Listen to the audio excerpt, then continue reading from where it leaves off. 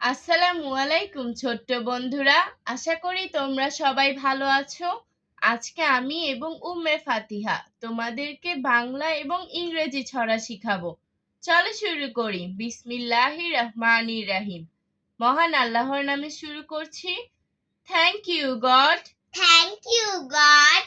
Thank you God, Thank you, God, for the world so sweet, for the world so sweet. Thank you for Thank you for the food we eat, the food we eat. Thank you God Thank you, God, for the world so sweet. for the world so sweet.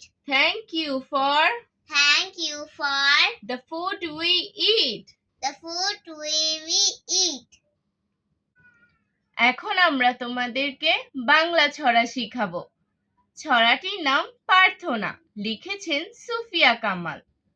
তুলি দুই হাত করি মুনাজাত, তুলি দুই হাত করি মুনাজাত, হে রহিম রহমান, হে রহিম রহমান, কত সুন্দর করিয়া ধরণী, কত সুন্দর করিয়া ধরণী, মোদের করেছ দান।